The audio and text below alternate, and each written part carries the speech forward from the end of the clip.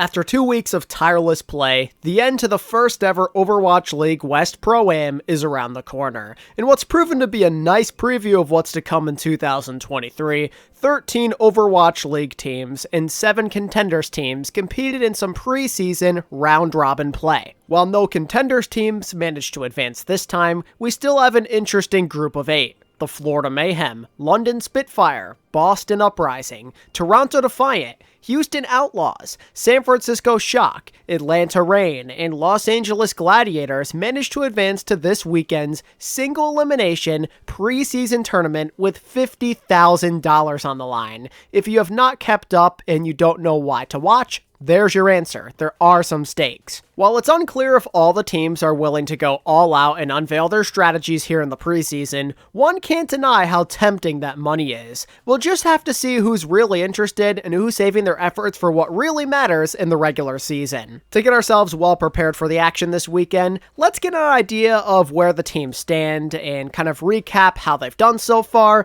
and of course I will throw in my bracket towards the end of the video if you're wondering who I have winning it all. So for starters, I think it's pretty clear who the top dogs are. Based on roster strength and how they performed during the previous 2 weeks, I'm thinking the Reign, Outlaws, and Uprising have the strongest possibility of winning the tournament. Atlanta Reign basically cruised through the group stage, not even dropping a single map or really struggling at all. They won their group the most decisively, and it's in large part to the fire they're playing with. They're not messing around in the slightest. Lip and Stalker might be the deadliest DPS duo in this entire tournament, and their backline is easily top 3 in the league. And with how motivated Donghack and Hawk appear to be as a lethal tank duo, I would not want to run into Atlanta in this bracket. With Boston Uprising, they're maybe a bit more vulnerable compared to Atlanta based on what we've seen, but one can't deny how stacked they are at every single position. Decay and Birdring have been dominating on DPS,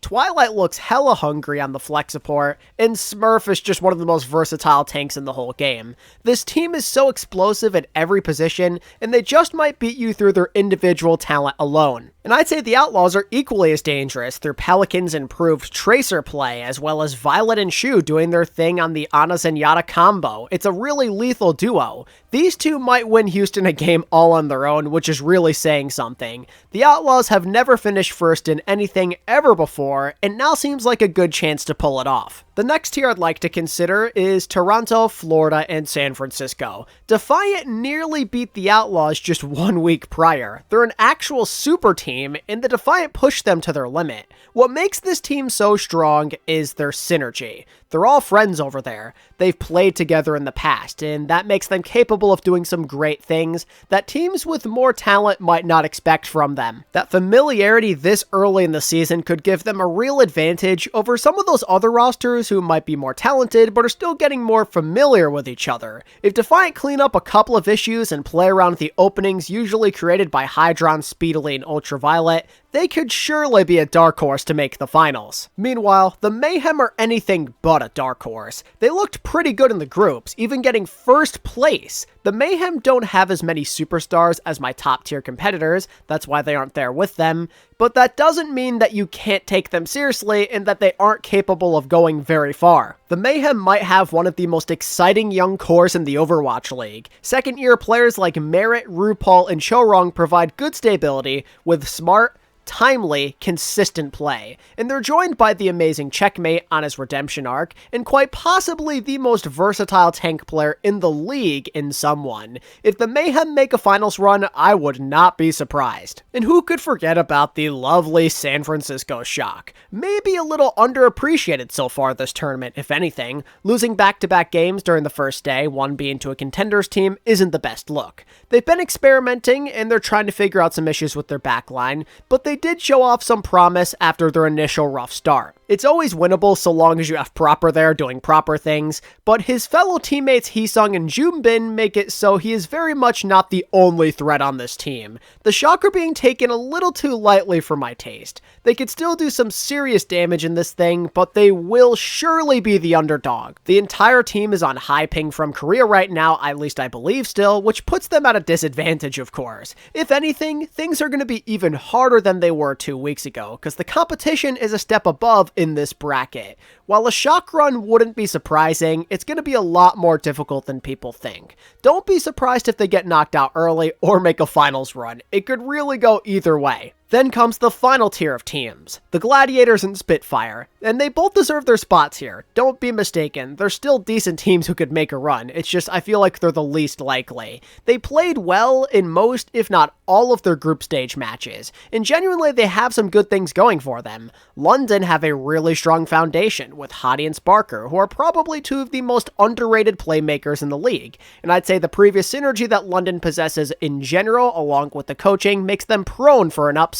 And LA Gladiators have one of the best players in the world with Kevster. Just having him alone makes just about any game winnable, and I'd say the Glad support line has shown off immense potential. I think Lasher and Babel are great playmakers, very aggressive, and Funny Astro is just a great anchor to have on the Lucio. The problem with both of these teams is they face big challenges that may prevent them from actually getting out of the first round in general. London Spitfire kind of lack the star power in some aspects. It's similar to the Defiant in a way. They have the really amazing teamwork that you're looking for, but maybe lack the individual talents needed to overcome some of their opposition. And unlike Toronto, London didn't have that good feat against a top tier team in their group. Atlanta basically just steamrolled them, not that there's anything wrong with that, but still, it happened, and they did to a certain extent have some trouble with Saints. Defiant at the very least almost 2-0'd the Outlaws. Spitfire I think are a respectable team, but there's a lot of dangerous opponents in this tournament that could simply overwhelm them with more individual talent. And that last point definitely applies to LA Gladiators too. They just aren't as strong as they once were. That much is very obvious. The downgrades at tank and support have them trending in the wrong direction. And while I'd say the Gladiators have more of the individual playmakers you're looking for compared to London, they might be lacking in the synergy department. Lots of miscommunication issues were present during the group stage. There was a divide, especially when it came to engagements with Dante and protecting the backline. It showed that they have some really good highs, but also some really bad lows. They almost lost to Washington, but they nearly beat Boston in a way. That level of play could very easily get punished against some of these good teams though. That inconsistency is not what you're looking for. The Glads later in the season could be really good when they finally get well synchronized, but here in the preseason, they are vulnerable and ultimately underdogs. Okay, so that's my overview of the teams themselves. When it comes to match expectations, I'd say it could go in a lot of directions. The meta's pretty wide open here, so there probably won't be many issues in that regard. Teams can play what they're comfortable with, and they can go from there. What this really comes down to, though, is how hard teams choose to try. I mentioned it earlier in the video, and I stand by it. Prize money, while nice, is nothing compared to the mid-season tournament and playoff incentives. And every regular season game counts, so you have to wonder how much teams are willing to reveal about themselves this early on. Plus the shock, as well as other individual players on other teams are on high ping, which could also affect the outcome. It's basically a crapshoot on who chooses to try and whose internet decides to work. But we could still make some predictions anyway for fun. Here's how I see the tournament playing out with map scores included. So I believe the Atlanta Reign are taking this whole thing. They just looked so convincing in the groups, way more than anybody else. They have such a strong team and they appear to be taking this seriously, so I'm not gonna bet against them. Now in all fairness, they haven't seriously been challenged yet, but they obviously have the talent and the coaching to overcome it. As for how we get there, I think the first round is going to have all the top seeds advance, although I will admit the only game I'm totally sure of is Atlanta versus LA. The Reign were so insanely dominant in their groups, so I think they'll take advantage of a Glads team that has too many holes. But the Mayhem versus London game, for example, that might be closer than people think. Florida haven't truly been challenged yet outside of the Shock game, and their games with London typically go the distance, so you never know. And I'd say I'm somewhat confident that Boston's gonna beat Defiant. Toronto's synergy is definitely better right now, and they did push Houston Outlaws, which is respectable, but Boston have done well against challenges so far, and their star power should give them the edge. Houston versus Shock could prove to be interesting as well, though. Houston have mostly been solid, but there have been some moments moments where not everything feels like it's correct and they're all on the same page. If all those big personalities try to do too much on their own and they don't help out Fearless enough, that will create an opening for the Shock to take advantage. People aren't taking them that seriously after that loss to Trick Room and the whole ping issue. But they're still the Shock, and they've shown that they are a resilient group who are adjusting over time, so you never know. But I'd say that ping could probably be enough for Houston to win this game, along with just being a strong roster in general. I feel like they should win bigger than this, probably not a 3-2, but I'm just not sure. You can never count the Shock out. From there, I think the Reign steal the show as the clear-cut best team in this event. They just play with so much confidence right now, and rumor has it they are absolutely rolling in their scrims, and I don't feel like going against that, especially when Stalker and Lip look this scary. I could see Florida Outlaws and even Boston at least being a decent challenge, but unless something drastically changes, I expect them to be the favorites. Houston, while good, have shown signs of weakness, and they did almost lose to Toronto, and I think a game against Atlanta will be much more brutal, and their mentals likely get boomed. And then Boston, while good, feel like they depend maybe a bit too much on their individuals right now, rather than a team effort, and I think that Mayhem are maybe just not proven enough yet to willingly take them over Atlanta Reign. Honestly, I think the best game of this tournament, or at least the semis, could be Boston versus Florida if we see it. It's the new guys trying to prove themselves versus the veterans gunning for another championship.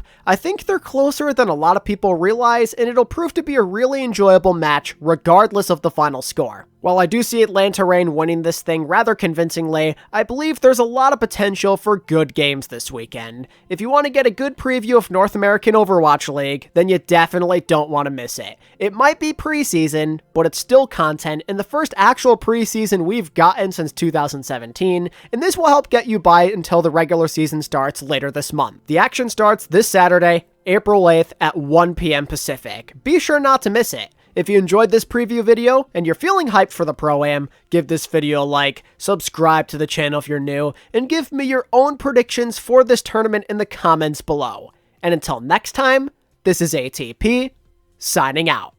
Peace.